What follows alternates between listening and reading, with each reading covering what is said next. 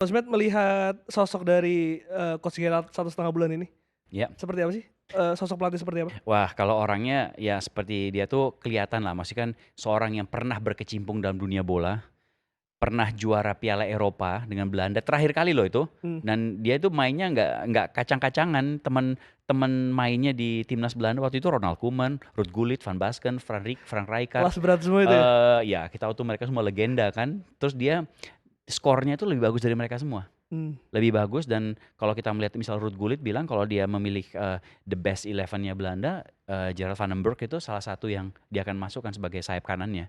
Jadi kemudian melihat dia juga pernah bermain di PSV, bermain-main di Ajax, kemudian dengan, apa namanya, dengan asis yang luar biasa, pergerakannya, top scorer, dan dia tuh membawa aura itu. Dia seringkali dia selalu bilang gini, "If you wanna become a good player, you play hard. You only play short as a footballer, you should work hard."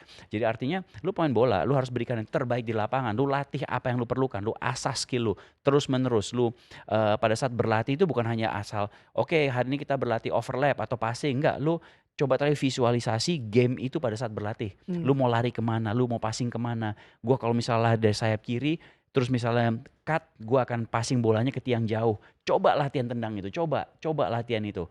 Dilakukan, passing, ngobrol sama teman. Jadi dia tuh coba menjelaskan pada teman pentingnya memvisualisasi, sebuah game itu pada saat latihan. Jadi bukan asal tendang-tendang dan aja, itu direct direct, kasih taunya direct ke pemain? direct ke pemain langsung.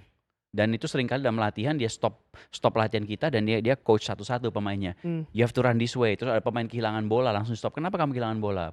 Padahal padahal kamu di sini punya 3 opsi, bisa ke sana, bisa ke kanan, bisa ke depan, bisa belakang.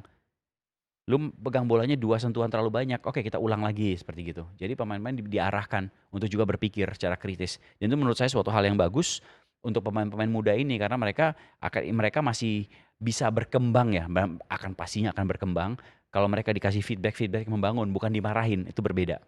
nggak galak tapi? Galak, tapi galak yang membangun. Mmm, Jadi itu harus dibedakan, kalau galak marah terus maki-maki itu beda. Tapi ini marah, galak, tapi dikasih tahu mengapa. mmm, Dan ada harusnya reason-nya ya? bagaimana. Jadi in one sense kayak kita takut, tapi di satu sense juga bilang, tapi lu seharusnya kayak gini," gitu. Jadi ya dia kan berbicara dari pengalaman, jadi kita nggak bisa ngapa-ngapain juga. Iya betul sih.